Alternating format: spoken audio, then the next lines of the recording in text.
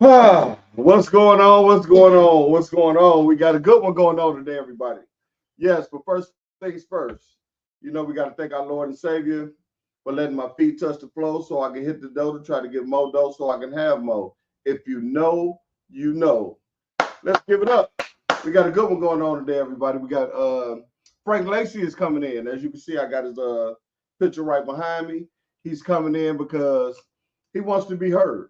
There's some things that he needs to get across to those he hasn't met, at different terminals and people who work a lot. And this is the way we're going to do it today. We're going to have a good Q&A. He's going to come in if you have any questions.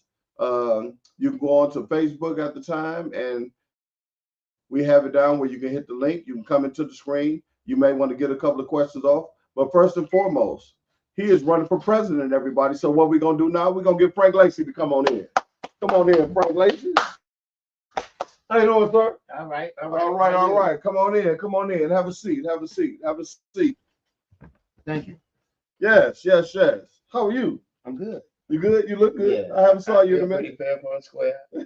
I haven't seen you in a little while either. Well, you can't be no square. You got to come full circle now. Yeah. Well, when you even out the edges, it'll come circle. All right. Well, let's get straight to it, Frank. All So, right. Give me a little bit about your background. Well, I've been a substance abuse counselor at Mary's Inn.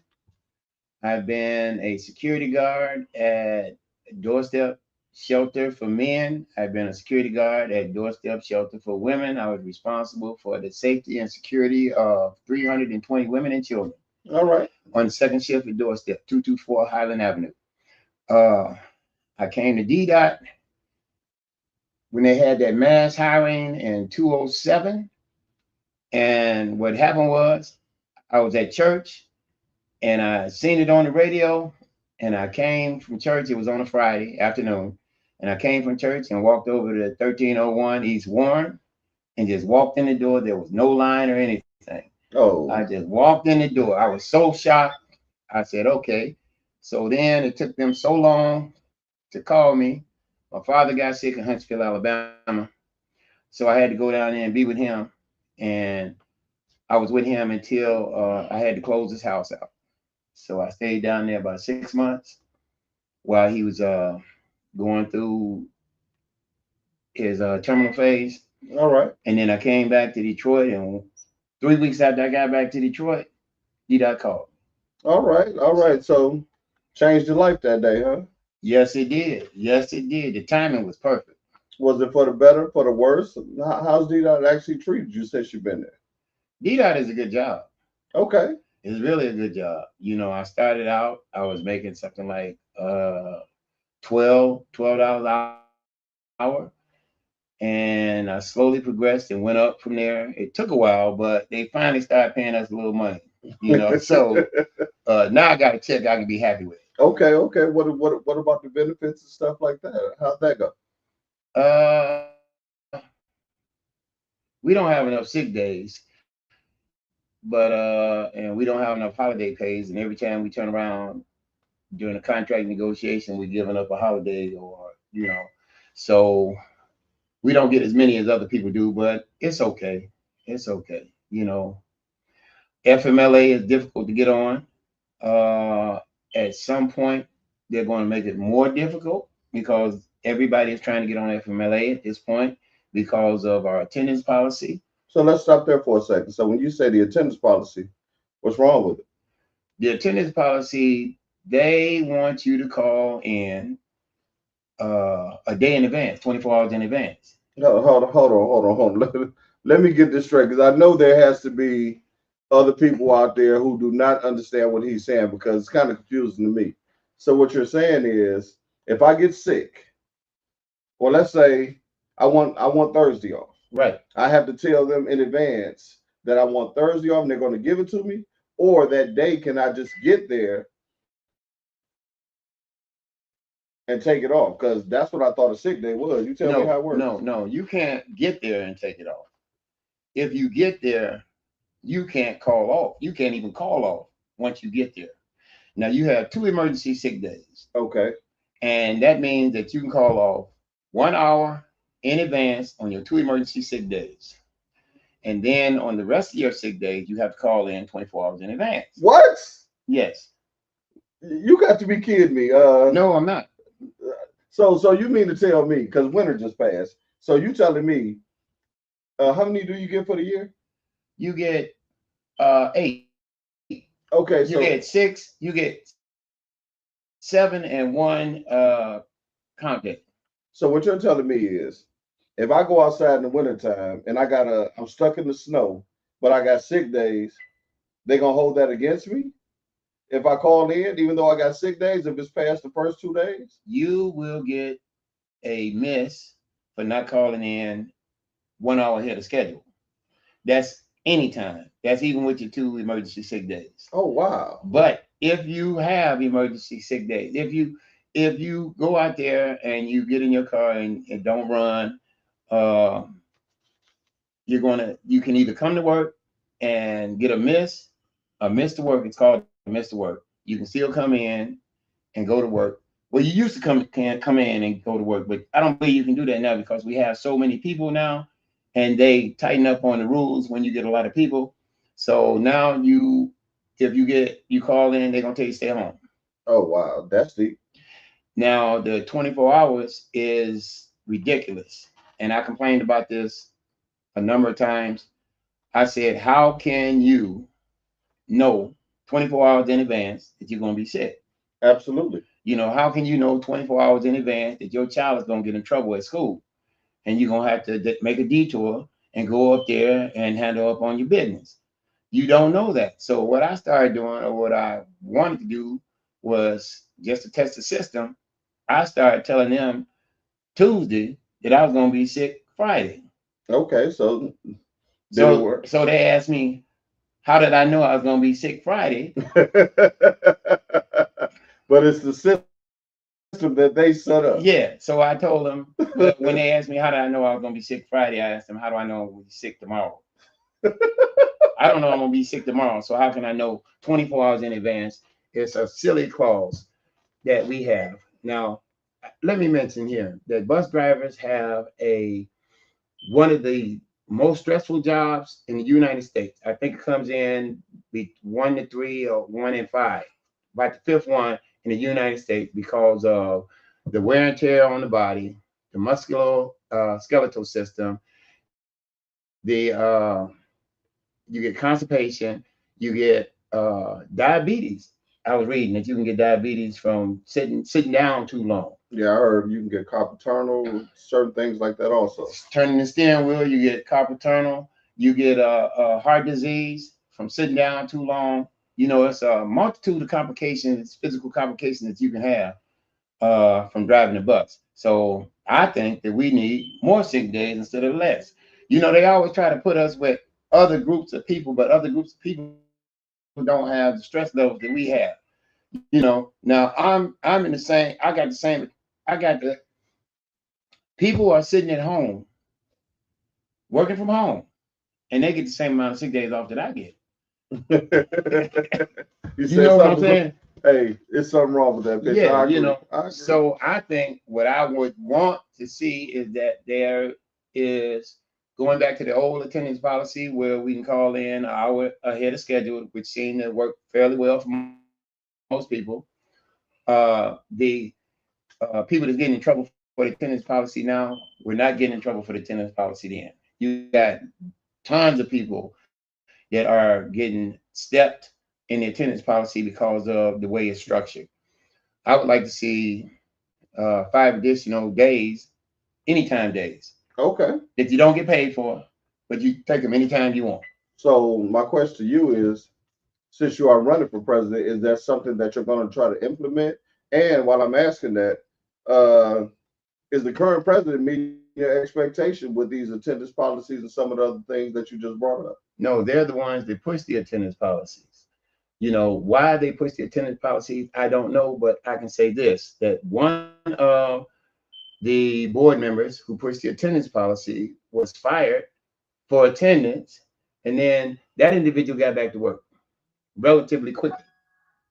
But other people are still off work because of the attendance policy. Other people have been fired for their attendance and haven't made it back to work. So why do you think that is? Why do the other people get back faster than uh, certain people? I'll They say it like have special treatment. They got the plug. that. You know, we don't have the plug. I've been there before in You life. been there? I've been there before in life. I understand. Believe me, I heard everything you said. I've been there before in life. We used to call it the Friends, Family, and Effing Network. That's what it is. I didn't want to say that because, you know, but they got the plug. I Okay. mean, and you can call the plug whatever the plug you want to plug it into. Mhm. So you own attendance right now. So what comes to your mind about the attendance? I got that. What about the pay rate? What's going on with the current pay rate, or where has it jumped from?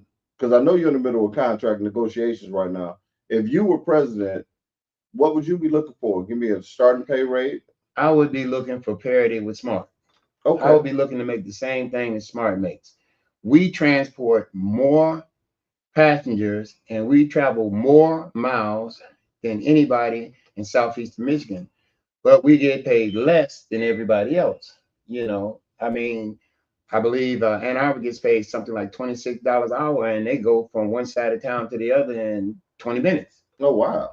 You know, but we're out here all day, and as I say,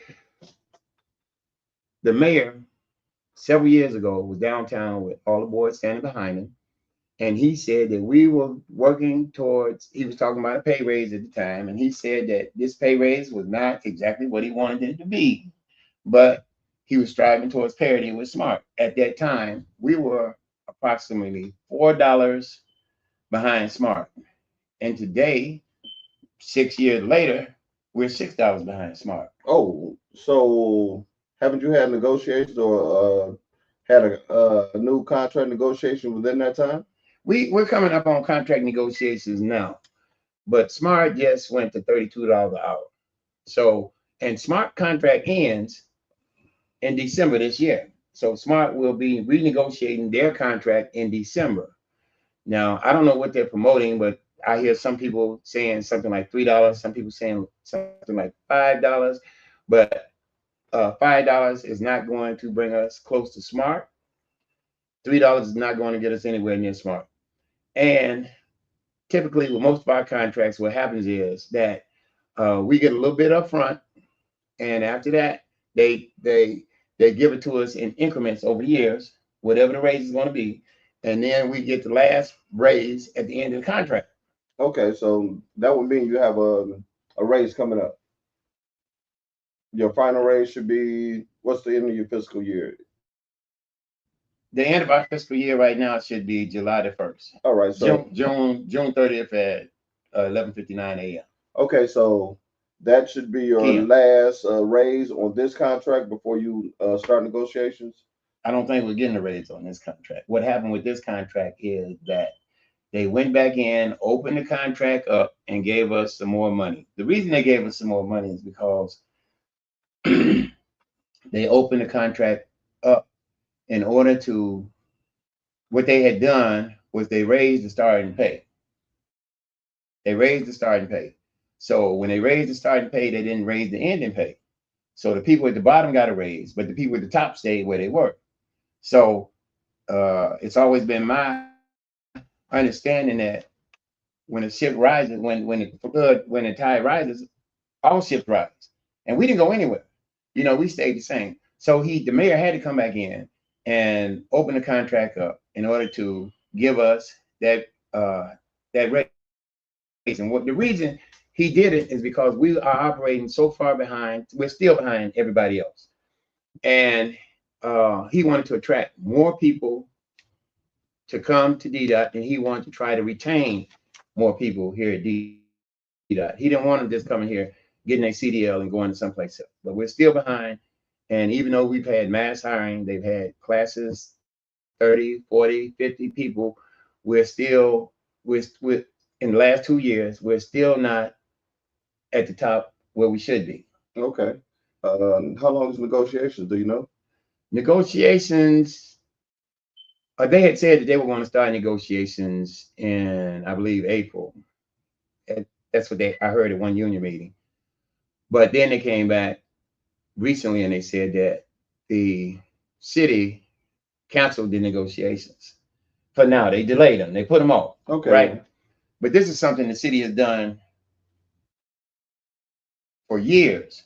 You know, our negotiations always start late and they always last anywhere from a year to 2 years before we get a contract. Okay. And then our contracts are 4 to 5 years long, when they should only be 3 years long according to the Constitution. Okay. So even going from the Constitution, you just brought up a union member. So, I know a lot of unions, been through a few unions. So a lot of unions, they don't get the membership to come out for union meetings. Tell me how you would change that. Well, one of the things that happened with the union meetings was they changed the time on the union meetings. Now, the reason they changed the time on the union meetings was because they had activities that they wanted to get to, but the old time frame was 8 to 10. 8 to 10 was the perfect time frame. And if you look back in the record, if you look back in the book, you will see that we made nearly 8 meetings a year when the time frame was 8 to 10. The reason we could make that amount of meetings was because a lot of new people that work get off between 6 and 7 o'clock and they can come over to the union meeting. Okay. And they can be there, but when we changed the time, that meant that a whole lot of people couldn't attend. So the new people don't have opportunity to attend, and then we don't have union meetings. And then they have union meetings when they want to, when they have an issue that they want to bring up and take care of, they send out the bat signal. What's the bat signal? They send out the bat signal. What's the bat signal for those that don't know? Very important. Union meeting, they'll send it to you on your text to let you know that we're doing arbitrations. We talking about this, we're talking about that. We got a special guest that's coming down that we want you to see, and so forth and so on. You need to be there. And then they'll post it in the terminals. When they don't want you to have a union meeting, they don't post it in the terminals and they don't send out the bat signal. So what do you have to say to those that say that you don't even show up for union meetings and you want to be president? I show up for union meetings all the time. I have always consistently showed up for union meetings. In the past, there was a requirement that you had to make 6 meetings, and in order to run for any type of position in a union. Okay. So everybody made union meetings at that point. But now I make more meetings than the president, probably. Oh, wow. Than a lot of board members. If you look around when you go to the board meeting, when I get there, half the time that I'm there are 2 or 3 board members missing at the same damn time. So is that part of the problem why the meetings don't go forward? No, the meeting can still go forward. No, the meetings cannot go forward unless you make a quorum. All right. You have to have 25 people there. Now, what I try to do over the years was lower the number of the quorum to 15. That way, because if you look in the book, you can see that 9 times out of 10, there are always 15 people at the meeting. But they didn't want that because they said that the board said that they didn't want a small number of people controlling what happens in the union. Well, when you don't have a union meeting, a small number of people control what happens in a union, because the board members, whatever the board members decide is what goes. So that's 10 people or 9 people. Now, if you have a meeting, at least the membership has an opportunity to hear what the issues are. And then at the next meeting, if they didn't like what the issues were and how they were decided that last meeting, they get together and they can come to the next meeting and bring old business back up on the floor and take care of business. Okay. But I'm just saying, I'm hearing a lot of gripe, that because of you, the union is going down. Like, I hear that the local members are saying that you cost the union money and you cost them lots of dollars.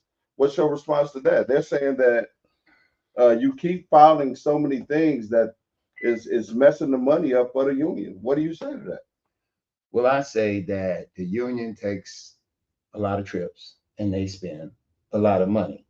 Recently, I was on a book and somebody said, well, the money that we spend is usually our own money, and the other money is approved by the membership.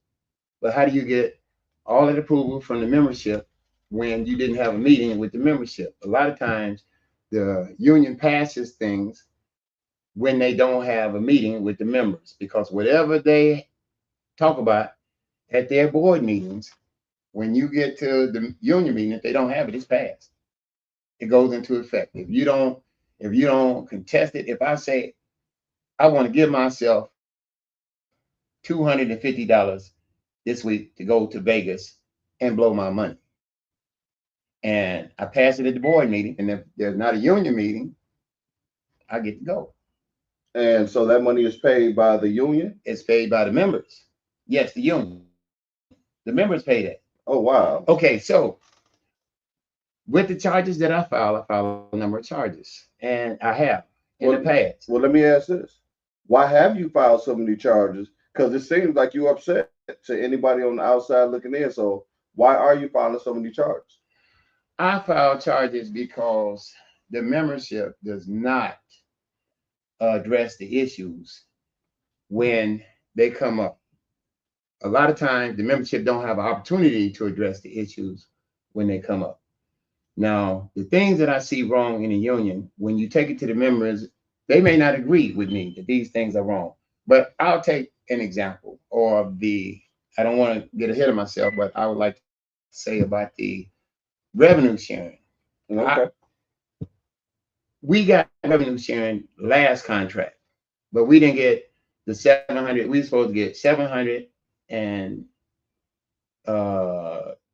$750.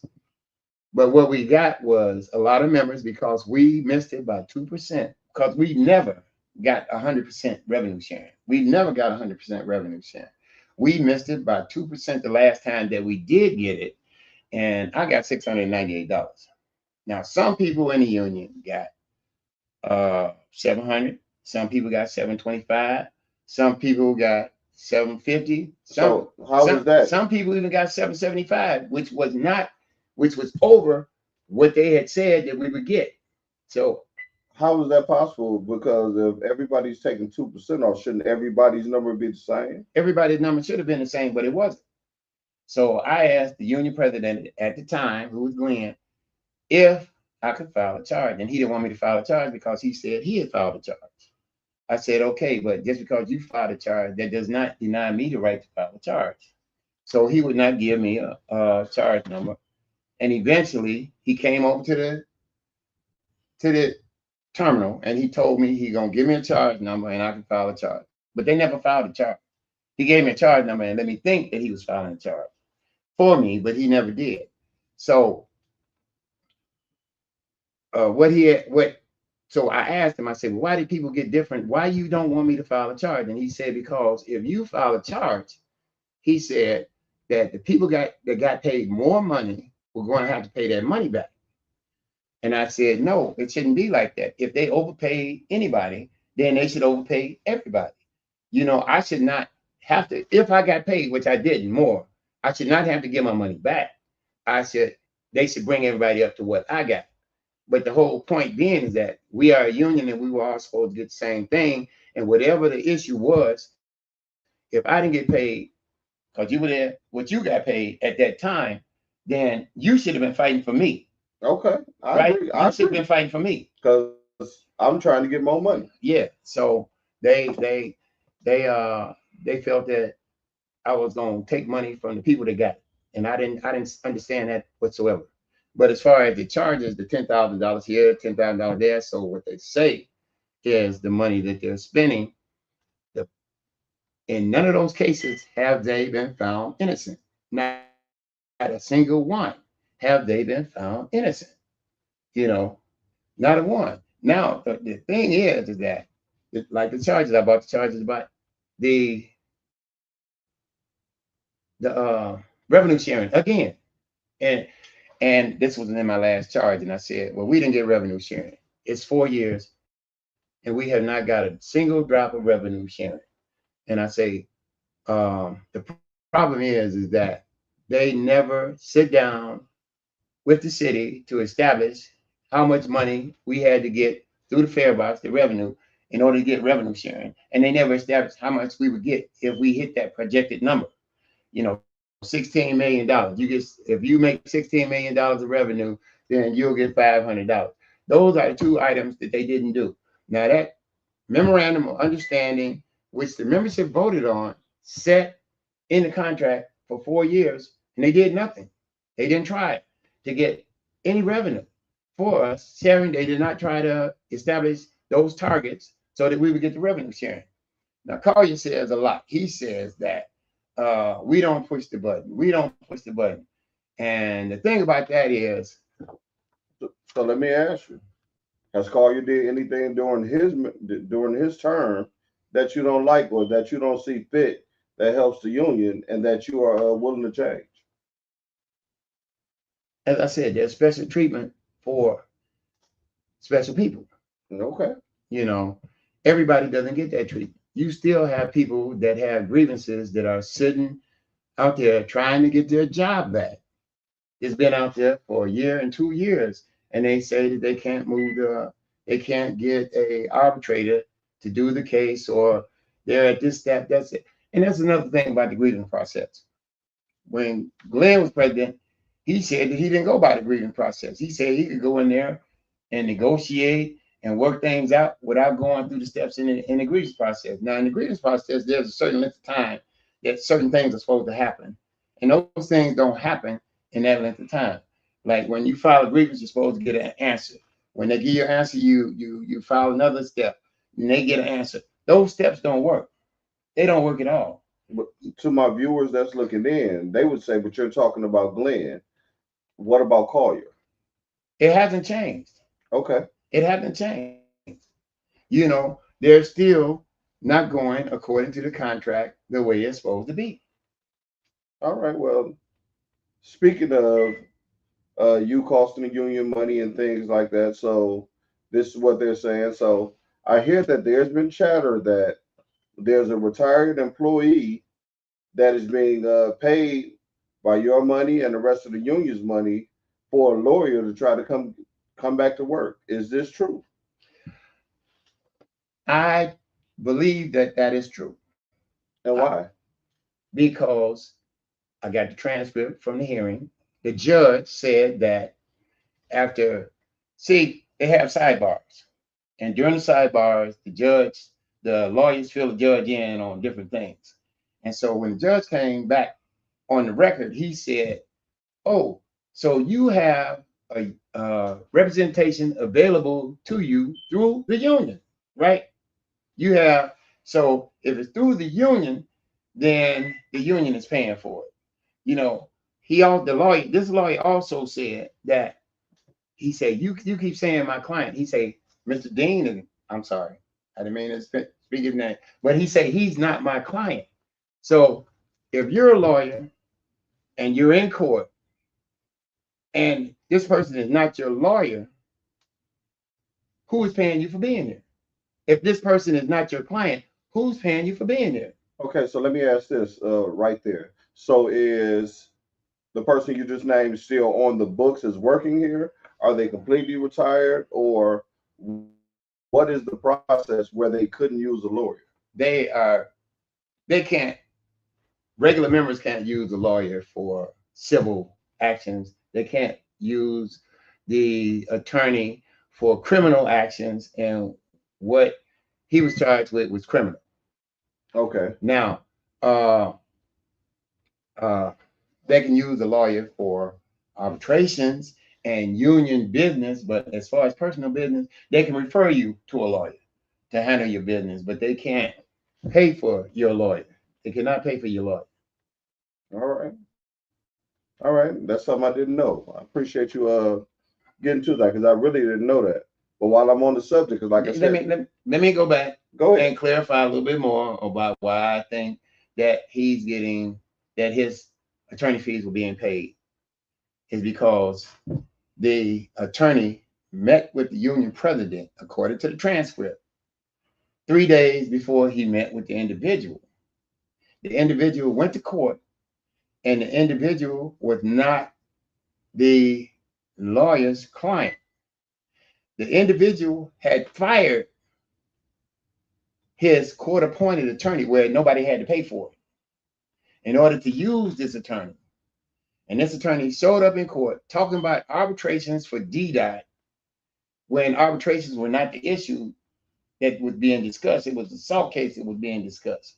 And this lawyer told the court, he said, well, I need time to find out how this plea that this client was going to enter into would impact his return to Ddot. Was there a solution, or did they come to some type of agreement, or it's still in the air? Apparently, he took a plea. So apparently, so that would mean he's guilty. Guilty but not responsible. Like they say in court, when you go to pay your tickets, when you're going 100 miles an hour and you want to keep your license, the judge will say, well, if you pay the ticket, we won't put it on your record. So you plead guilty but not responsible. Oh, okay. So that's what no contest means. No contest means I'm not saying I did it. I'm not saying I didn't do it, but I'm not fighting you saying I did it. I'm not going to fight that. And the person that is retired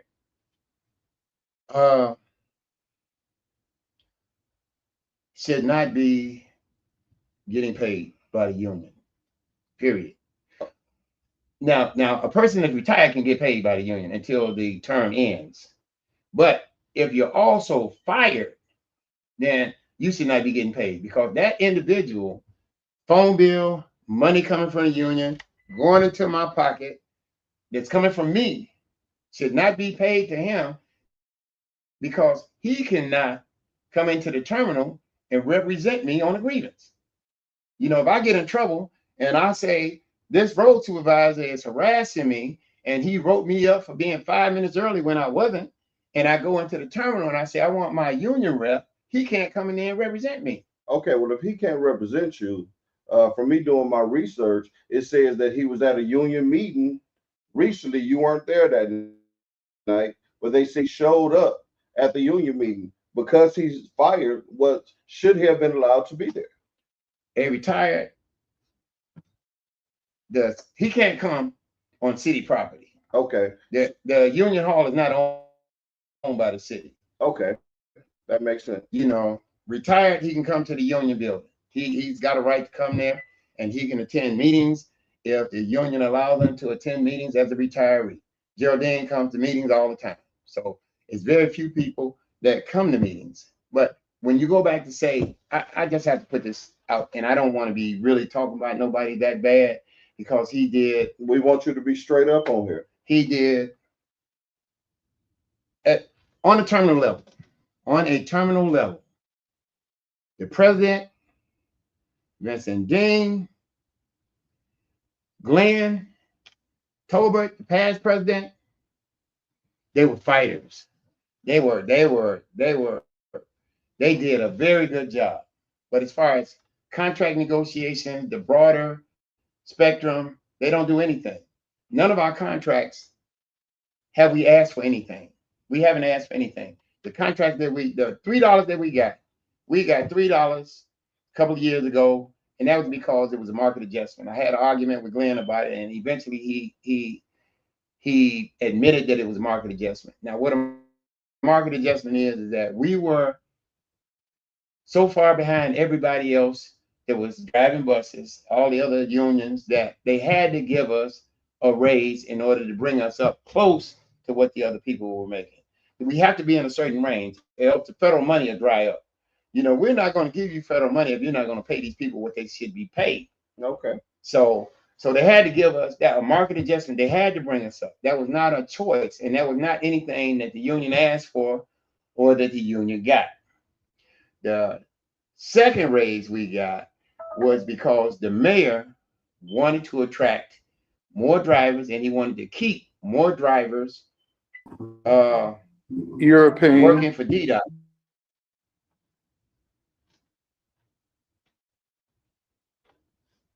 Go ahead.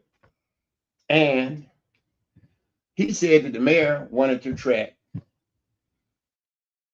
a different variety of people so that the people that moved back to the city would feel more comfortable driving the bus. He said this in a union meeting, that he wanted to attract more people of a different persuasion so that the people that's coming back to the city would feel more comfortable riding the bus with people that were the same persuasion that they are. All right. Now, how do you feel about that, though? I feel you got to do what you got to do. But what I feel is that it was an insult to the black drivers that were there because he should have been gave us that money. So you're going to wait and give the money to attract another group of people to come drive because see, now you got all these people coming back to the city. You got all these children of these people that's got these good jobs with Dan Gilbert and at the I'm talking about computer people and CompuWare and stuff like that. And they have children, they have relatives that they want to bring with them. They need a job. So, but they're not going to work driving no bus in the city of Detroit, top paid $19 an hour. They're not going to do it. So we got to raise the pay in order to attract the people some other people that we want. And it should be diversified. I don't have anything against diversification. It should be diversified, but why did you have to wait till you wanted to bring people in instead of paying us the whole time? You could have paid us the whole time. And you might have got a better performance out of us if you had, because then it'd be less stress on us because we could pay our bills and we'd have more time to recreate so that we could rest better and then we could perform our jobs just that much better. All right. That goes back to those days off. Okay. But recently I hear you were in some turmoil. And not just recently that I heard it. So, I'm on Facebook one day and I come across a whole bunch of posts. And there were posts on there from the union members saying that the appeals that you had, that they had the denial letters saying that you steady keep filing these charges, but they got the denial papers. So I'm trying to figure out, and I want my viewers to know who's telling the truth there. Because if they say they got the paperwork, how do they have paperwork, but you say that they don't? So where did it come from? I asked them to provide the paperwork if they had it. I told them that if you provide, they said that they had a denial of my appeal, which they read to the membership. They told the membership that this was a denial. And I asked them at that time, I said, well, look, whose name is on the document? And they say, well, you got a copy of it. I say, whose name is on the document? They say, we don't know. What do you mean you don't know? I asked them 3 times in the union meeting whose name is on the document. They said they couldn't find the name. So finally, Collier said, it's the same person's name that was on the last one.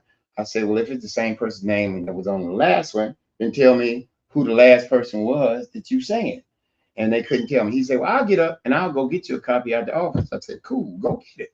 So he didn't go get it, but they're saying that this was the denial. They got on Facebook. They called me all kind of, I'm senile, I'm taking medication, got Alzheimer's and everything else, right? But the paper that they read to the membership was their lawyer's interpretation of what should happen to my appeal. So let's stop right there. So the paperwork that they actually had was not from the appeals court. It was from their personal lawyers who wrote what it should be or what they thought should be. That's what you're saying. He wrote in a response to my appeal to tell the people that had the power to make the decision not to accept my appeal. That's what that was. Now, the reason they did that, and they read a letter from International. I got to talk about International a little bit. International didn't do anything for us during the bankruptcy. It was the largest municipal bankruptcy in the history of the United States. International did not send one lawyer, one paralegal, one stenographer down here to help us during the bankruptcy. Not one. Now, International don't like me because I always send receipts when I say something, and they don't like that. So I told them the last letter I wrote, I said, why would Collier, the current president, tell you that one lawyer represented Dean at his hearing on his assault charge when in fact it was another lawyer? I said, because he's trying to confuse you. He's trying to use the lawyer that the union uses for arbitrations in order to pass the money that was passed. Now, going back, when I wrote international, the reason I wrote international, I do not have definitive proof that Dean attorney fees were paid by the union, but I mean 2 + 2 makes 4. But Dean tells me, he say, show me the receipts, show me the receipts. The union has 2 law firms and another one they use on occasion that they pay every month. It comes out the financials every month. So, and Collier had told me, he said, well, if you think that the lawyer represented that we paid the lawyer, he say, ask the lawyer. And I say, how am I going to ask the lawyer when you have attorney-client privilege? You know I can't get any information like that. The union does not accept FOIA requests. So I can't get it like that. Okay. I can't go into the law office and ask them to see the check that they paid. But this is what I know. When you go to the restaurant and the waitress comes with the bill, you pay the waitress. You don't pay the manager. You know, you don't pay the manager. So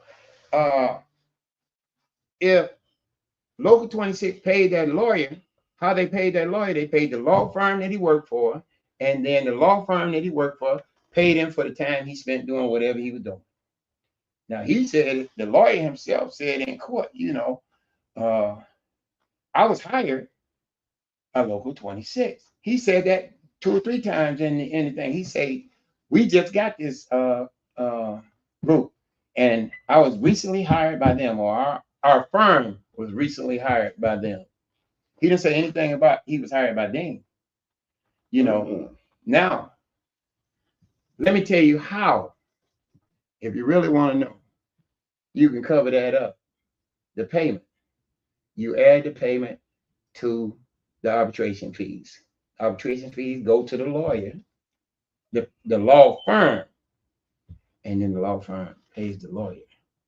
Now, I asked Mr. Dean, I tried to be as civil with it as I possibly could. Now, there is no way, he keeps saying, where's the proof? Where's the proof? Where's the proof? You can go to the union hall and look in the books. But even another thing, they just had, for the very first time, they talked about 2 financial reports. They never talk about financial reports like that. They only did that because of what I wrote in the National. You know, they never do that. The members and the letters that they are reading to the members don't have anything to do with the members, because I wrote international about them. I didn't write international about the members, and I didn't write international saying that the members did this. So the members, they're wasting valuable union time. They're wasting valuable meeting time trying to discredit me when they could be talking about something important, you know, but they're not. So I asked Dean, I said, look here, show the receipt where you paid the lawyer. That's all you got to do. If I paid the lawyer out of my checkbook, I got a copy of the receipt. If I don't have a copy of the receipt, I got a copy on my statement when it comes every month that I paid this lawyer. He don't have it. I mean, if I wanted to really squash this to the calling everybody bitches and hoes and stupid and suck my this and that and so forth and so on, if I really wanted to squash it, I would show the receipt. I told them, I gave them the option about, if you show where you have my the court's denial of my appeal, I'll walk away from the table and keep talking about running for anything. All right. Well, I guess it hasn't came across the table. Huh? No, I haven't. I won't even run for the bus no more. So, Mr. Lacey, do this for me. Yes. I want you to tell me why people should vote for you and what is going to make you a better president than the current president. Well, see, I have a philosophy. The way the union is being run now, it's being run upside down. So let me ask a question before you continue on. So let's say you do become president, but the other people up under you stay the same. How is it going to change? Oh, I can work with anybody. Okay. First of all, I can work with anybody. Fred, the reason Fred did not win the last election he ran is because he was not giving them what they wanted. Every argument that board members have with each other is about money. The argument that Glenn had when he chased Fred around the Union Hall was about money because they were claiming that Fred would take, he would go to conventions, but he wouldn't allow the other board members to go to conventions. He would do things and he would not allow the other board members to spend his money. I'll give you an example. Willie and Bronte filed what they wanted to do is they wanted to go to the pension board.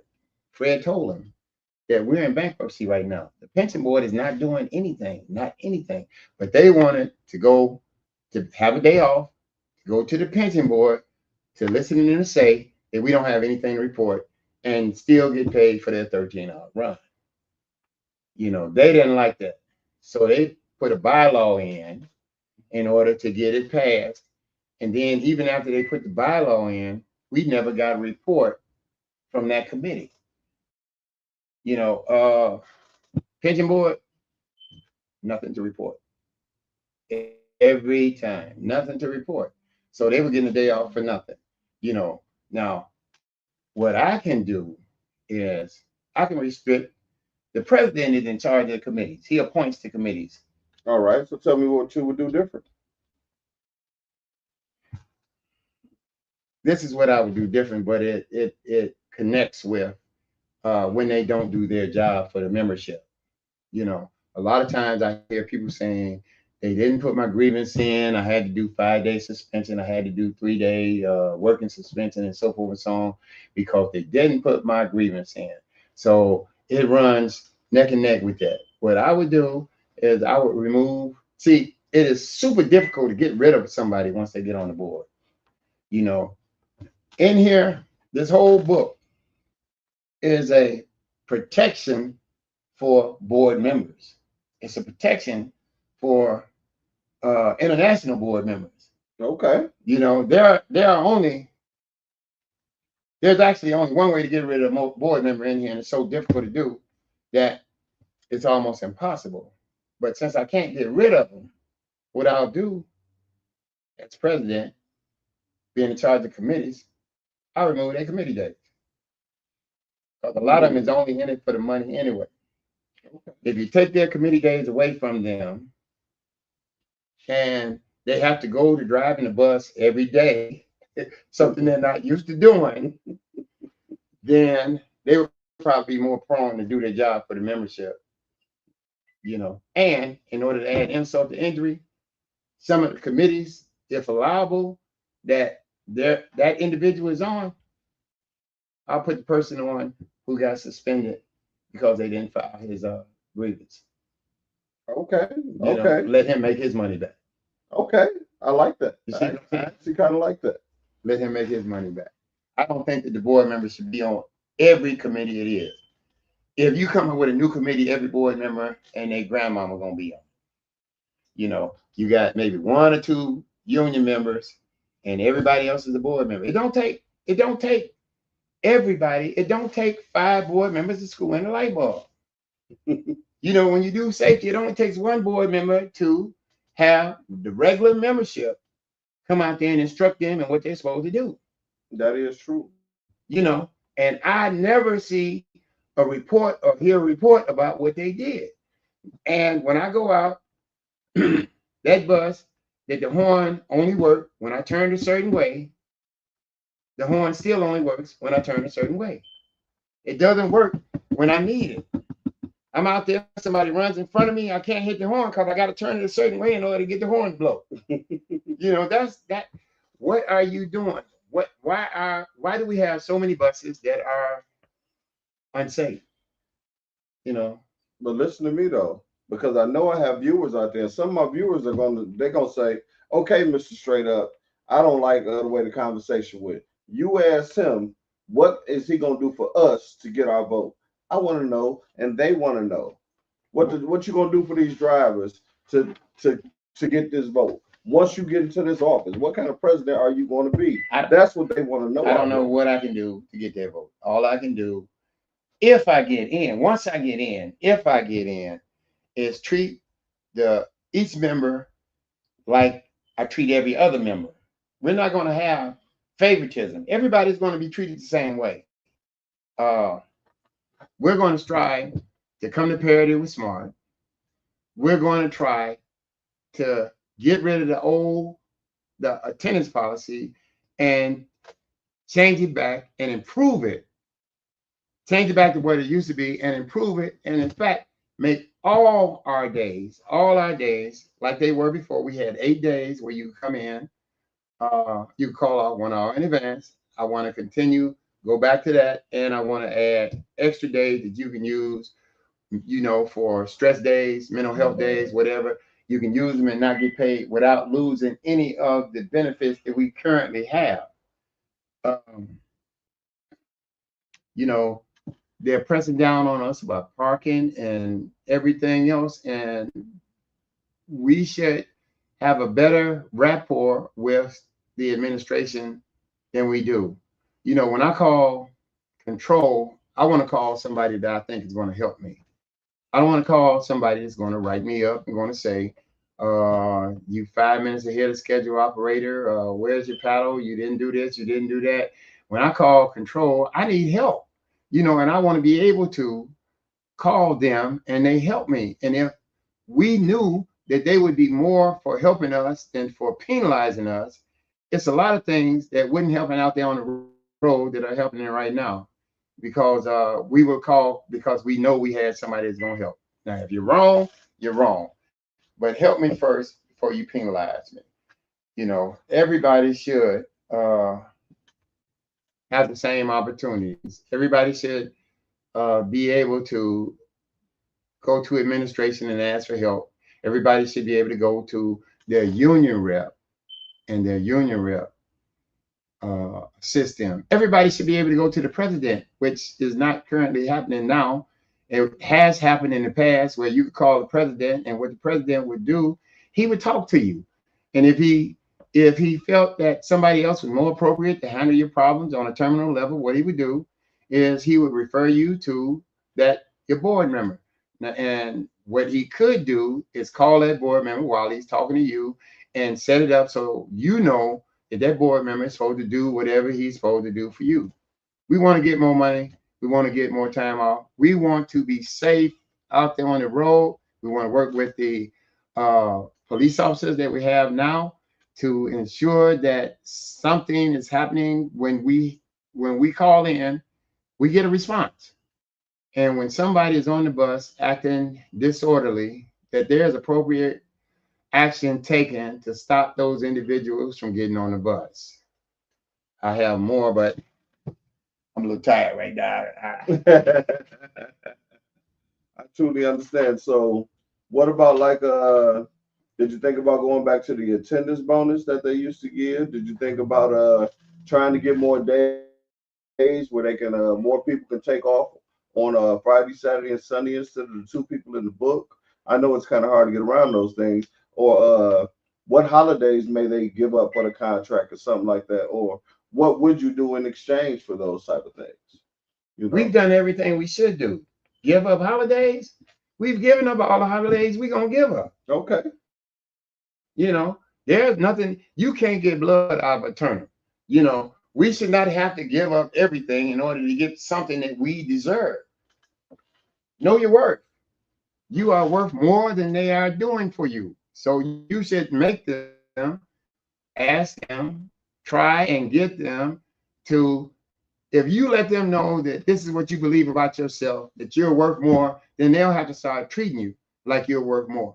But if you accept anything that they give you to come down the pipeline, you say, okay, well, we can't do nothing about it, this and that, and so on and so on, then that's what you're going to be doing as long as you're a Ddot. You're going to be accepting whatever they give you. All right. This has been a nice interview. What I'm gonna do now, Mr. Lacey, I'm gonna step away. I want you to look right into that camera and say anything that you forgot or anything that you want to get off your chest or anything that I didn't ask today.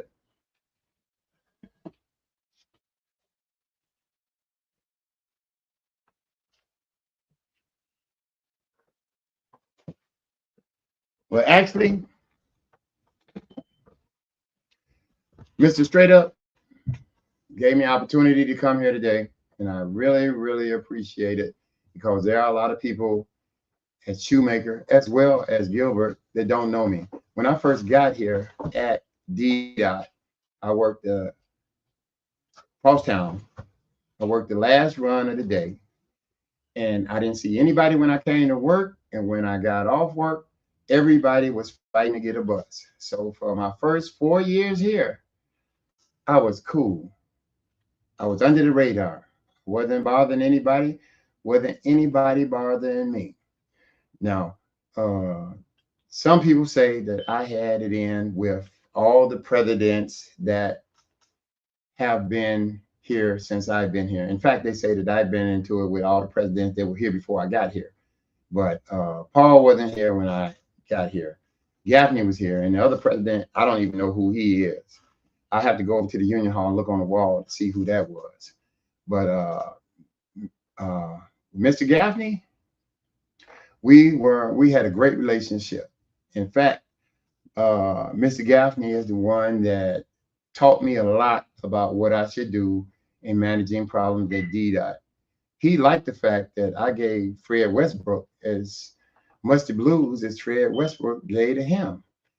But how I got involved in the political nature of this is because Fred asked me to write a letter to International, and he asked me to sign a letter. He didn't ask me to write the letter. He had wrote the letter. And I asked him, well, why would you want me to sign the letter? He said, well, I have sent too many letters to International. I need somebody else to write International, and then they may respond. And they did. I wrote the letter. I signed the letter, and what the letter was for was to get a copy of the contract, which we didn't have. The reason we couldn't get a copy of the contract is because the contract was not signed. The contract actually was not valid because it had never been signed, even though we were working under the contract. So the international president at the time, Lawrence Hanley, sent me a letter back, and he said that he sent a letter to Gaffney, and he told Gaffney, he said, give him a copy of the letter, give him a copy of the contract. He said he didn't care what form it was in. I never did get a copy of the contract because Fred won the election shortly after that. And when he got in, he had gotten me interested in what was going on. So I asked Fred, Fred, can I get a copy of the contract? He said he had too many things that were important to do that he couldn't get me a copy of the contract at that time. Okay, here we go. The reason he couldn't give me a copy of the contract was because the contract wasn't signed.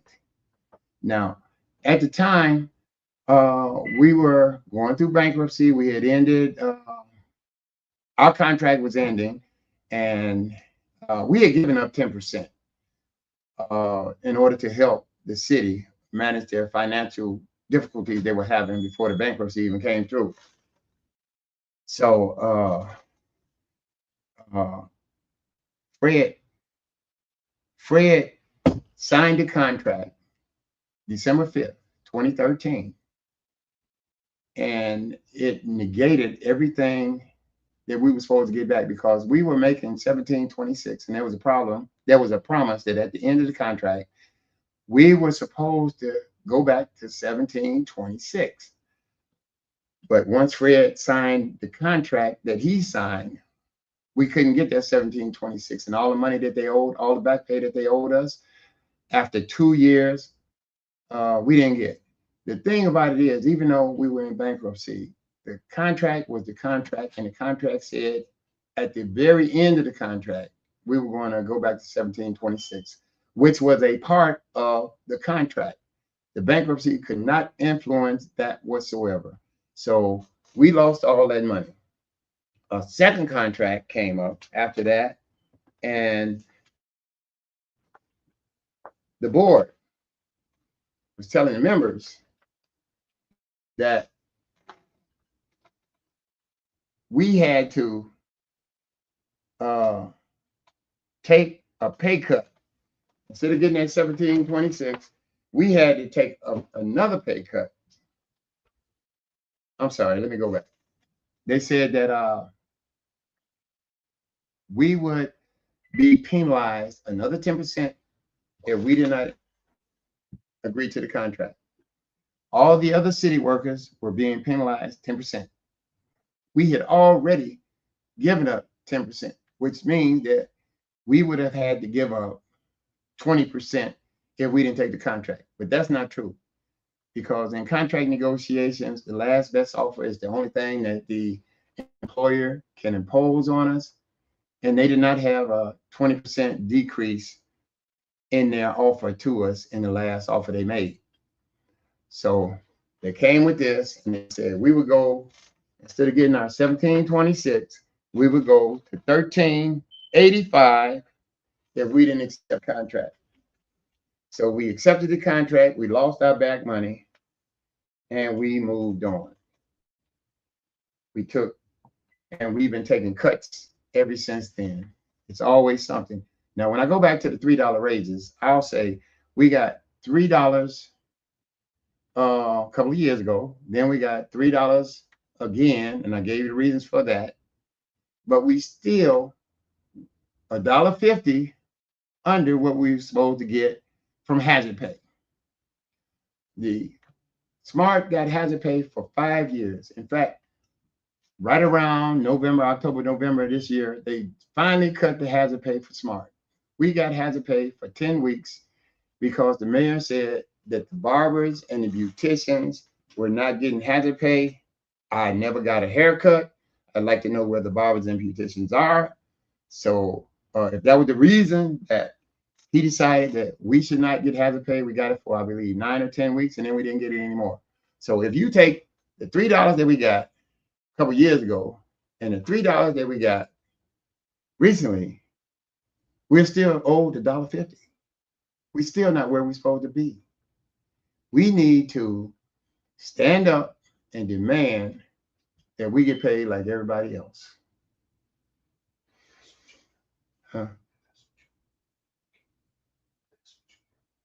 That's what I'm here for. That's what I want to do. I want everybody to be treated equally. I want everybody to be treated fairly. And that's what I'll do for you if you elect me. Thank you. All right. So let's talk about what you got for everybody here. So Mr. Lacey has decided to bring a gift in today, but not for me. The gift is for you. Tell us about it, Mr. Lacey. I had a raffle last year and you paid for it. I mean, 3 years ago, 3 years ago, and you paid for it. So I decided this time because I wanted people to understand that the difference between a lawsuit and a MERC complaint. Now, what a MERC complaint is when an employer or a union violates a labor law and somebody files a charge on them. They don't get paid for that. The memorandum of understanding that the union just filed against the city for the weekly pay, going back to weekly pay, is the same thing. That's a MERC complaint. That's what they filed. So what I want to do with this TV is raffle it out for free, and all you have to do is say that a MERC complaint is not a lawsuit, and a lawsuit is not a MERC complaint, and it's all you have to do to win. Tell them one more time what they got to say. Lawsuit is not a MERC complaint. A MERC complaint is not a lawsuit, and you don't have to be scared of anybody on Facebook because nobody's got a ticket from me. Since people started posting, I posted the picture on Facebook, and I let you know what you had to do in order to get it. And ever since then, it seemed that everybody was afraid to get a free ticket. So you know what that means? The 12 people that got a ticket already, their chances are 1 in 12 to win. So one of them is going to win. How about that? It's a whole lot better than 200 to 1. But come on, get the tickets. I'll be at the terminals. I'll try and set up boxes where you can put somebody that can give you a ticket. All you have to do is put your badge number on the back of the ticket, put the ticket in the box. You can actually put your badge number on the ticket, take a picture of the badge number and post the ticket or send the ticket to me. I have a new phone number where you can send it to, so nobody will know that you did this, in case you don't want anybody to know. But they'll know if you win. And you can come right here on live and get to see this handsome man, Mr. Straight Up. Well, thank you, sir. Thank you. Mr. Straight Up, and accept the TV right here. You know, you can get appreciate it. You can get your 5 minutes of fame. Oh my God. Listen, everyone, listen. Thank you, Frank. I thank you for everything that you did. I thank you for everything that you came here to say. I thank you for everything. I thank you for giving away this TV. But Mr. Straight Up has just got some unofficial news that just walked in my door. And I have to make sure I say that they're in the building because I have someone else here that is running for office. And I'm going to see if they want to come on camera. Let me stand up. Mr. Roger Webb, can I get you in there? I didn't know you were coming, sir. Surprise, surprise. I was in the neighborhood.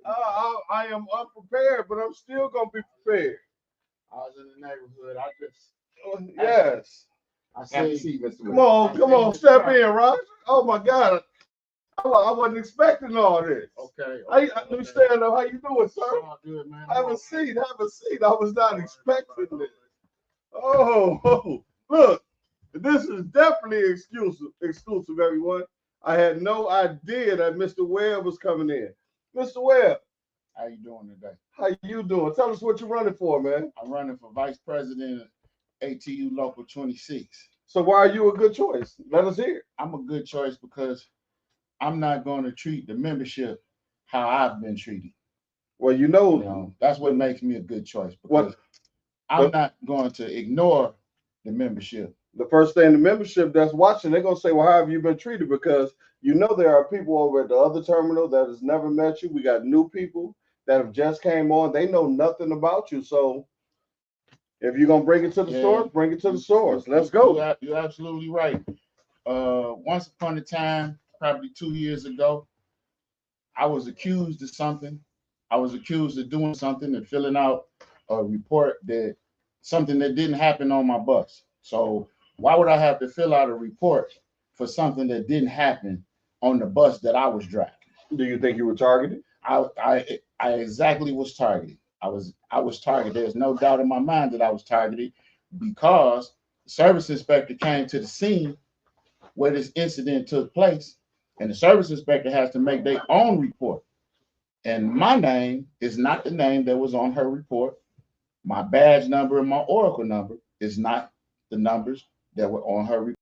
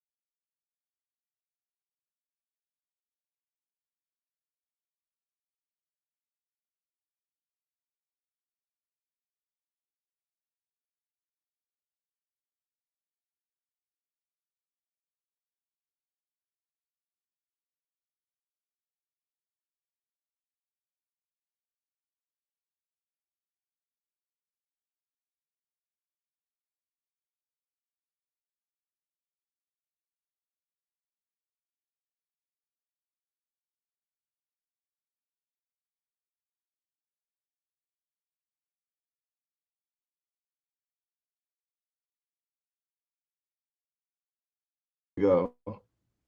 I don't know what happened, people, but we are back. So, like I was saying, I'm including the vice president in all of the emails that I'm corresponding, communicating to the city, to our employer. So he knows everything that I'm saying, everything that's going on with me. And if they respond on that thread, he's getting that email as well. So let me ask you this. Well, if you become vice president, what are you going to do to change that?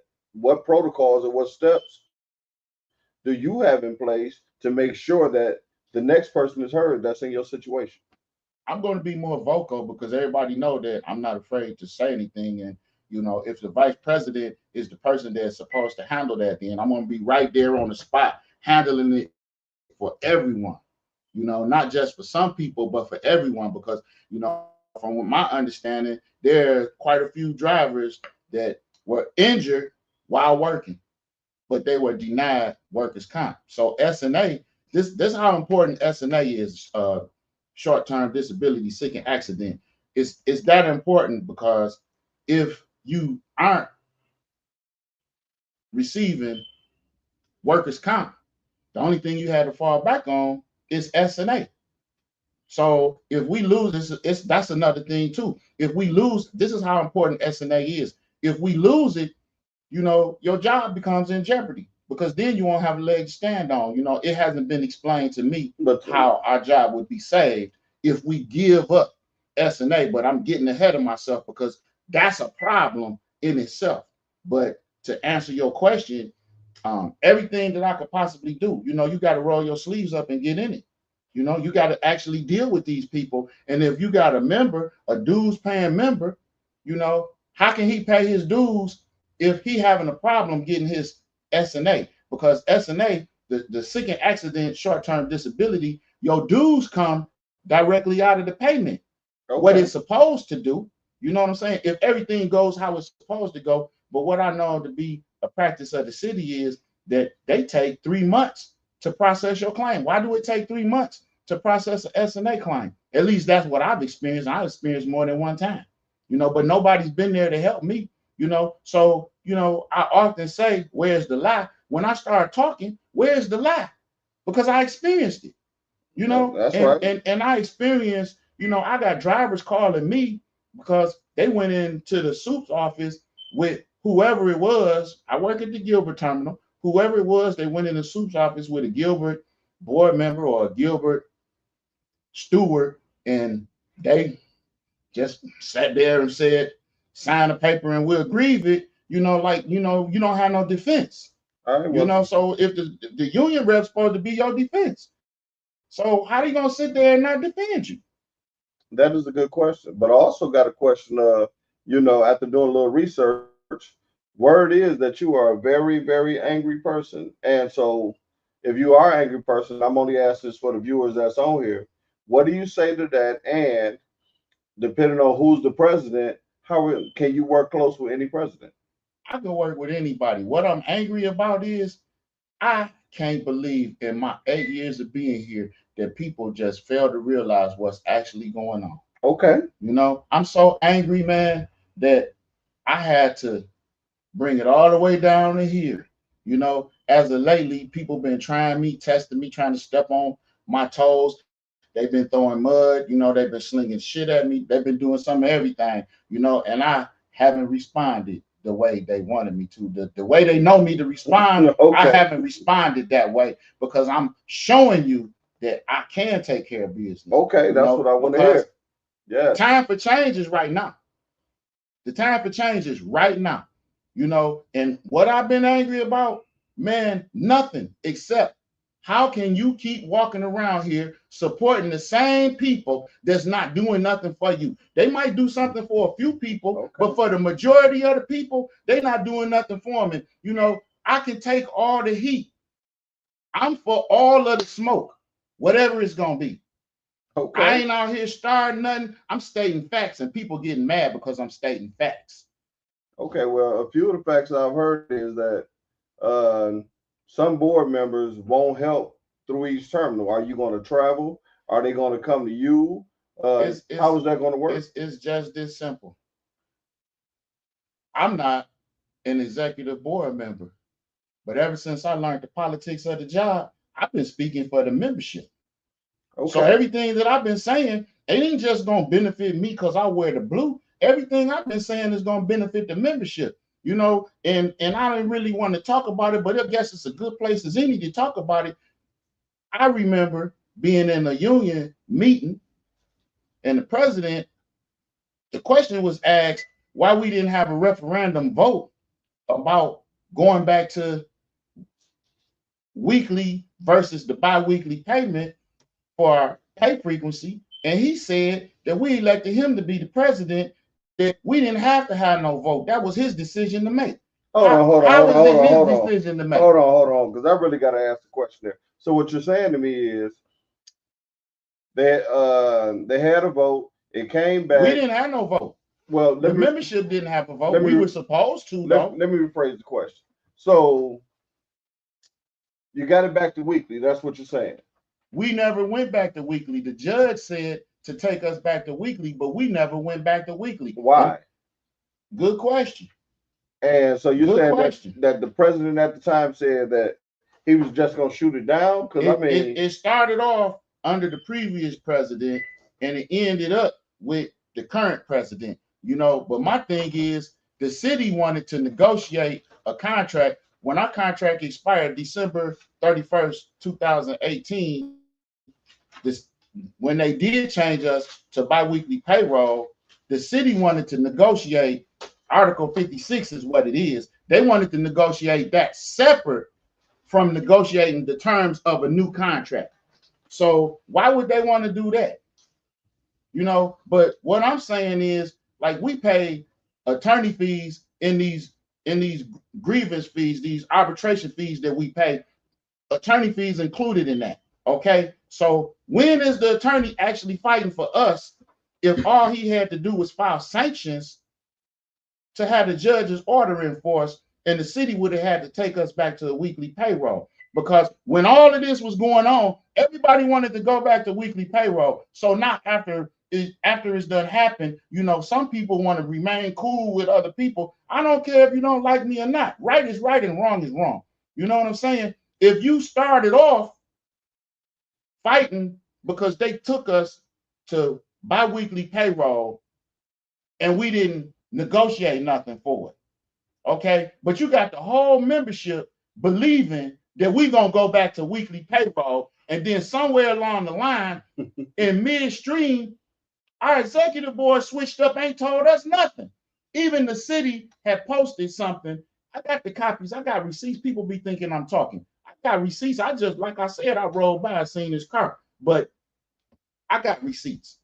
I got what they put in front of us, okay?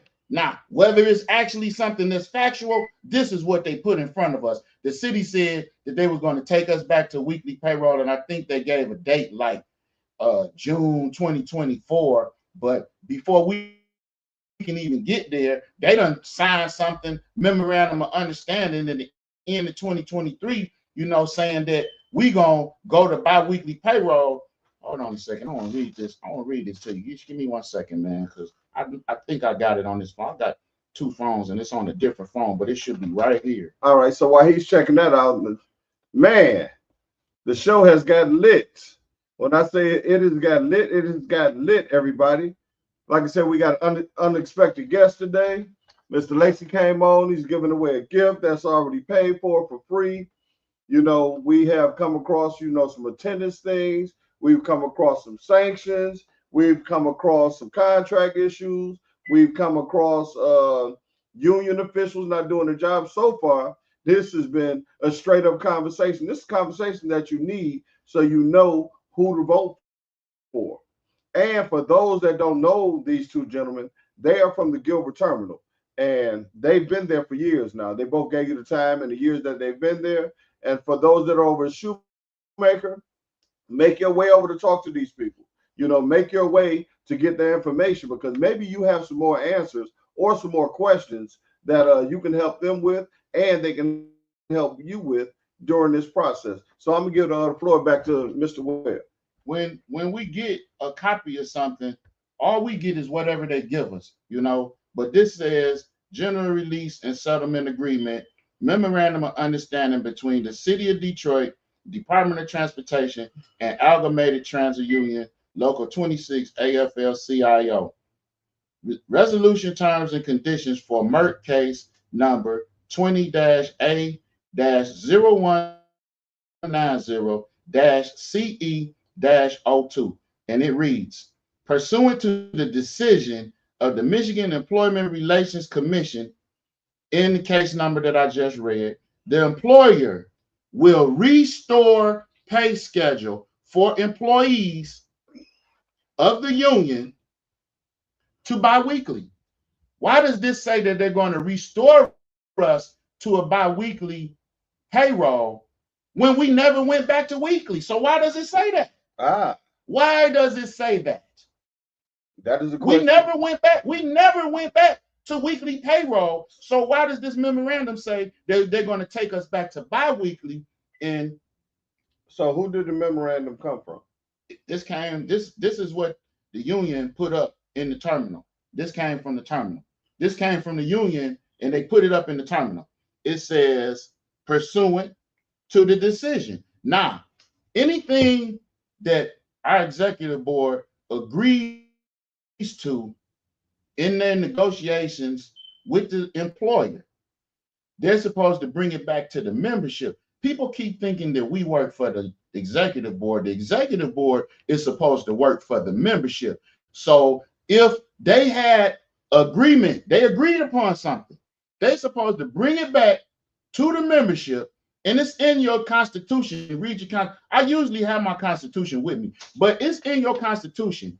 You're supposed to have a referendum vote, which means that we're supposed to have the final say if that's what we want to do or not. And I clearly did not want to go to biweekly payroll. So let me continue.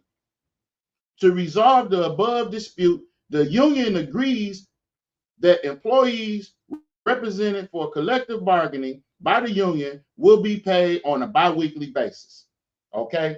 In consideration of the union's agreement described in paragraph 2, the employer will modify the language taken from section 43C of the ATU Local 26 Master Agreement for the annual uniform cleaning allowance. So this means that they made a deal to do something for us by way of the uniform allowance.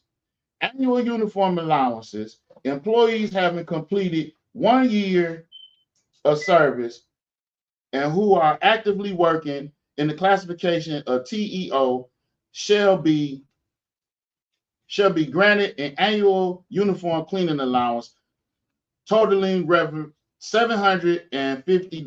It's hard to see this because it's on my phone. If I print it out, I can see it a whole lot better. I know what people be saying when they say that now. $750 to be paid in the amount of $375 twice yearly in the customary manner. These payments shall be made in the months of September and April. So they're saying that instead of the $250 that we would get for uniform allowance, we're going to now get $375 twice a year.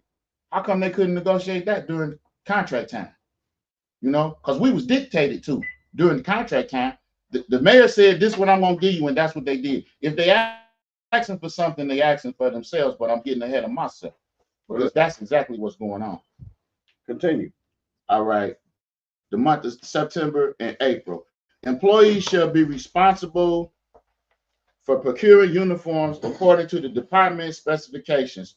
Operators who, for any reason, are not actively working in the capacity of TEO during the week, the uniform allowance is issued, will be entitled to receive a uniform allowance at that time. However, upon his or her return to work and after actively working a full regularly scheduled work week, the operator will be issued a uniform allowance at that time. Each year of service is 12 months of 18 paid days. This shall continue in effect for the duration of the existing collective bargaining agreement and or until modified by the parties following collective bargaining. Now that was one thing. Each eligible person who was active payroll on April 1st, 2023 will receive $250 as CY 2023 supplement, uniform purchase, and cleaning allowance. I guess that's like a punitive damages, but we got $250. Basically, it was punitive damages for them changing us without negotiating something. So, you know, if you was working, then you got additional $250. But actually, I was off work, but when I came back to work, I got it. So, you know, if you didn't get it and you was at work, then, you know, you need to talk to your union reps, because I'm pretty sure they got a record of it. So let me ask something right there then. So is there a time limit on getting your money?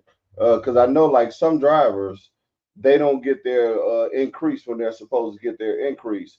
And what they do is they'll give you a lump sum once they finally come around to it. Do they add that in? I know they're supposed to convince to you, but will they still add it in? Who do you go to? Go to your union rep.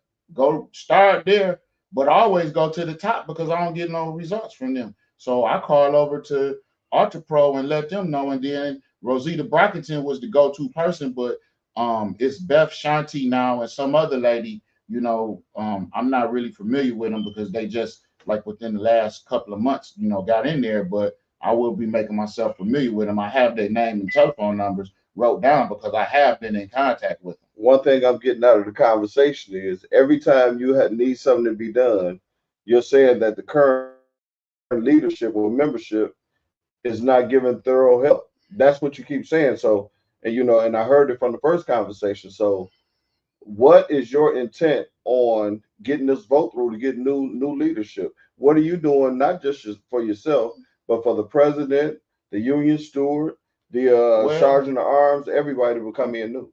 I'm turning up the heat. I'm turning up the heat. They don't like what I'm saying, but I ain't saying anything except the truth. So if I'm talking about somebody, I'm only saying the truth, you know, and the truth is that executive board members have been getting preferential treatment when a regular guy like me or Mr. Lacey or Mr. So-and-so, you know, who might have been brought up on a 29-day impediment for something that he did, and then he didn't get the proper representation, and he's sitting at home and don't even know that he on a 29-day impediment, you know, so I can't get him to come forward with me to say anything because maybe he don't want to put somebody on the spot. But it's not just that person. You know what I'm saying? So what I'm doing is I'm turning up the heat, but it's still up to the members. You know, I remember, you know, somebody saying that the membership like gangsters, that's why they vote them in. Well, we ain't getting nothing with them gangsters. They the only ones eating. So if the members want to eat right, you know, and be represented how they supposed to be represented, the members got to do something different. All I can do, man, I've been shaking people, trying to wake them up and wake them up and wake them up, you know, and it took this long. I got 8 years, ain't nobody woke up yet. Maybe a few people, and then some people still on the fence. They want to, yeah, I'm with you, Webb, but in front of everybody, yeah, he still be talking a bunch of shit, man. I don't know, you know, but in my face, they with me. But we all getting hoodwinked and bamboozled together. I didn't drink the Kool-Aid, okay? And them Jedi mind tricks don't work on me. You can tell me that this is a black piece of paper, but I can clearly see it's a white piece of paper. But I done heard them say some stuff, man. I couldn't believe people went for it. So I couldn't believe people went for it. So real quick, because I still got Mr. Lacey in the building too. So once the union did a ratification, I'm hearing that the ratification and the vote didn't come. It didn't happen. Why didn't it? Because it didn't come to us. The membership is the union. So if we didn't vote, was it legit? Was it legit? If we didn't vote, so when did we vote on something? You know what? Scoot over here with me a little bit. Come on. Let me bring your chair back over here, Mr. Lacey. No. I just got one little thing to say. I like Mr. Webb shine. I just want to say one thing about the memorandum of understanding, And what that is that it said that it would go into effect once it was ratified by the membership. Once it's ratified by the membership. Now, what the membership needs to understand, and what the union probably already does understand, is that ratification means a vote by the membership. Now, that's when this was supposed to go into effect after it was voted on by the membership. But the president said that since he's been there, he has never known a memorandum of understanding to go to the membership. Well, most of the memorandums of understanding are already included in the contract, which means that the membership did vote on it. You know, when we went over there, when the driver got fired for the incident on the bus, and we went over to the recreation center, what we voted on that day was a memorandum of understanding to go back to work. So the members do vote on memorandums of understanding, and they need to understand that they should vote on everything. I appreciate that. Thank you for your insight, Mr. We Lacey. should vote on everything. And another thing that I want to add too is that if you got a body, a group of people that's representing you, they're not supposed to get anything in front of the membership, and that's called a breach of fiduciary duties. They got a duty and they got an obligation because they swore an oath to represent us. What was that again, for those that didn't catch it? Is when the members, when the executive board negotiates anything that they're going to get in front of the membership, it's called a breach of fiduciary duties, because they took a sworn oath to represent us. So in representing us for Article 56, which was about our payroll frequency, no board member was supposed to get anything out of the negotiations of that.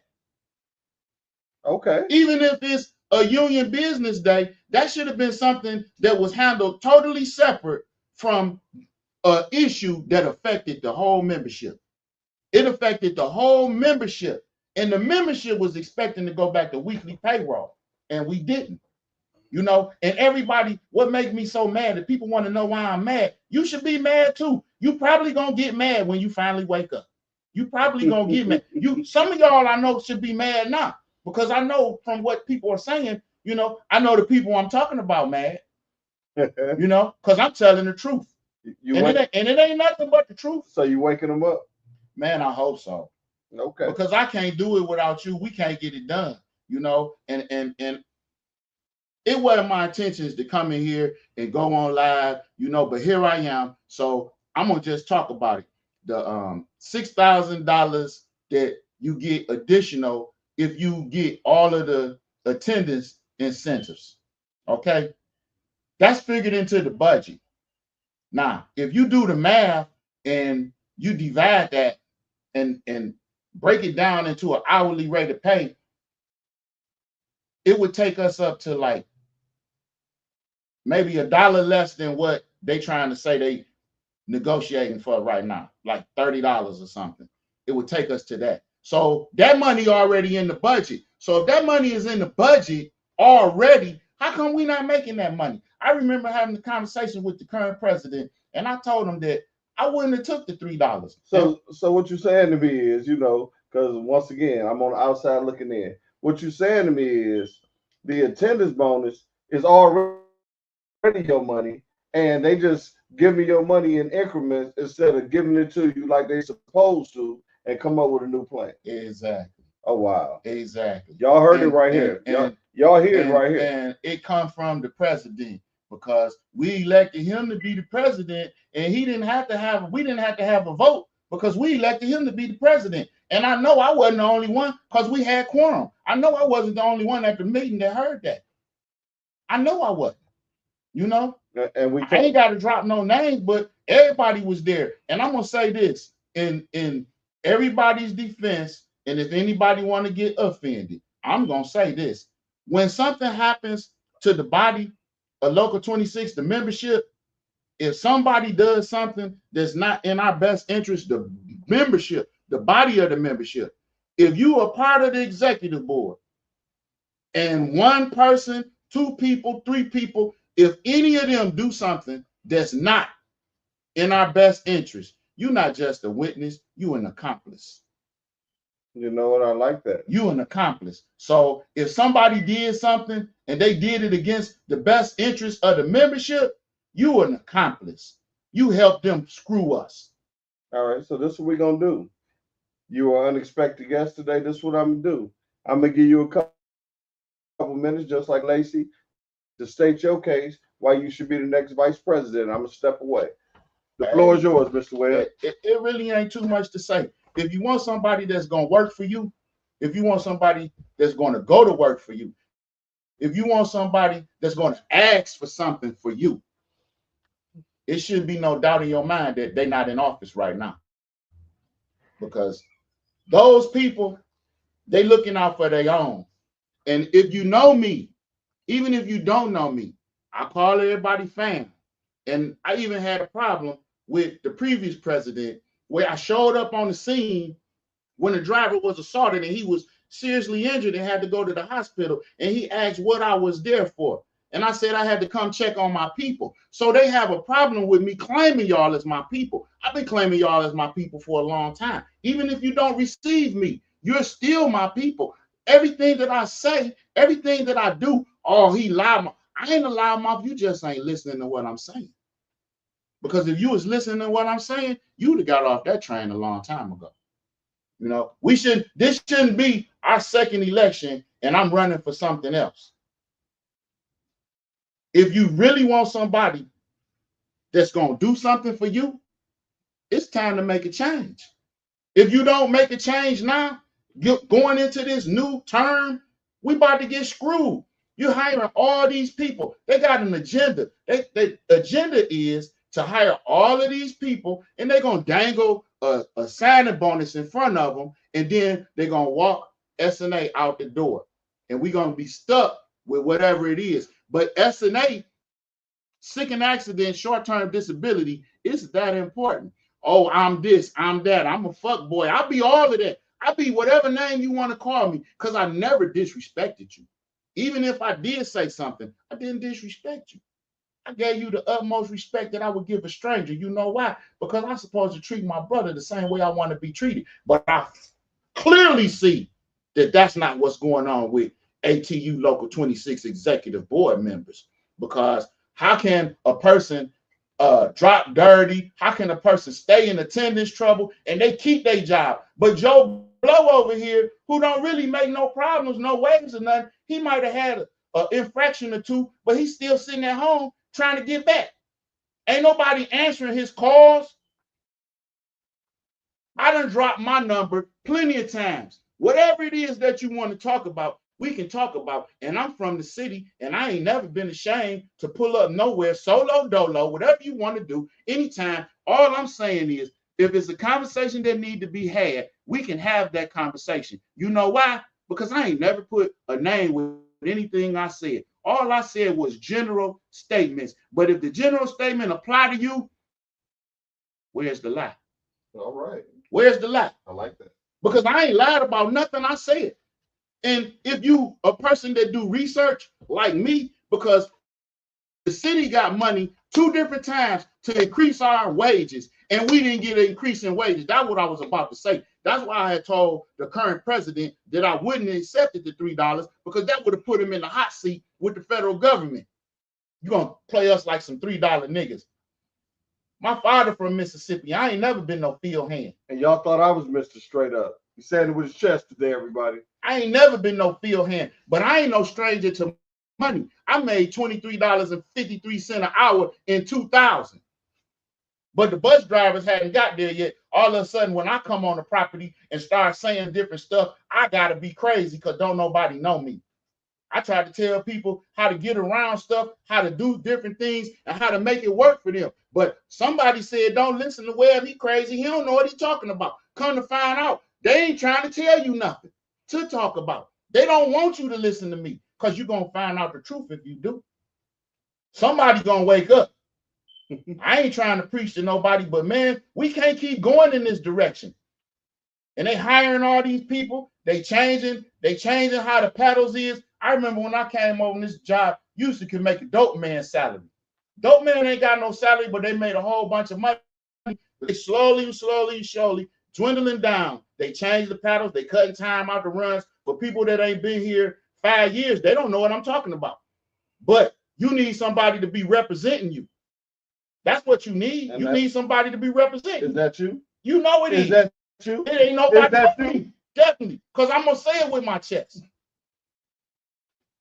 They already know I'm a fighter. Why you want somebody, they going in there and making a deal for themselves. All right. And how come you can't see it by now? Because you that serious about being cool with these people.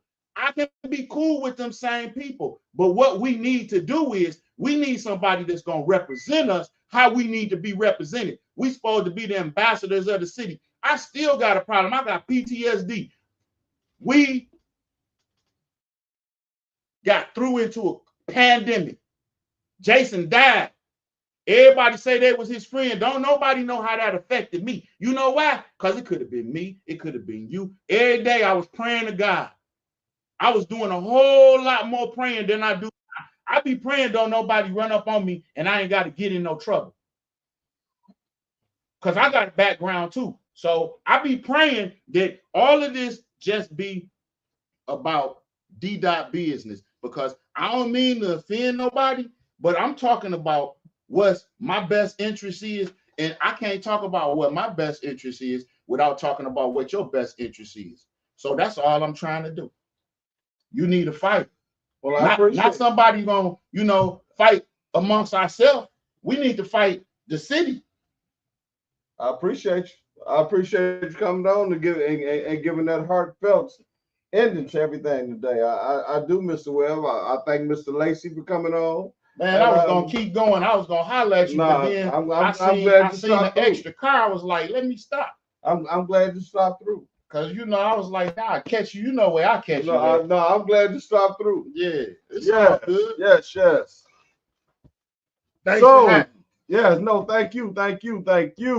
For real, no, thank you. So, man, when I say that was unexpected, that was such an unexpected move right there. Seeing Mr. Webb come through the door. Oh my God. So we had the president or future president, or y'all gotta let us know. We had the vice president, future vice president, whatever you want to call it. They came here to give it their all today, especially for those that they do know, those that they don't know. They gave you a lot of knowledge today. Have you gotten that knowledge from your current union reps? Have they came to your rescue when you needed them? Have they stepped forward and put their chest out and their neck out for you? Or have they stepped back? Because that's what this campaign is about. This campaign is about people who are going to be there when you need them. Have they rolled up on you in the middle of the night to make sure you all right because they your people? Are they there for you? Have they done negotiations the way they are supposed to? Have they been there when you need them? Have they got you to feeling like you are wanted around here? Have they made you feel like they're going to get your pay to get it to be to a respectable number? Have they told you things? Have they showed you things? Or are they doing things and making things happen? That is the difference when you come to people doing the campaign election. Now, what you do is you heard it from maybe the future president and maybe the future vice president. Now, what you do is you go to your president, you go to your vice president, ask them questions. Ask them about some of the things you heard tonight. Go back for those that just came on late. Rewatch the broadcast. Here's some of the things you may have missed.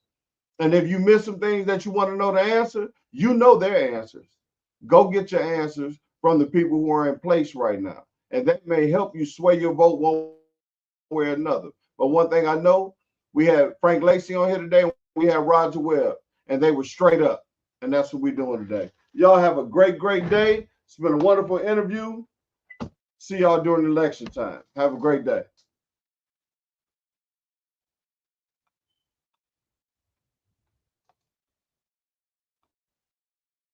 You off there?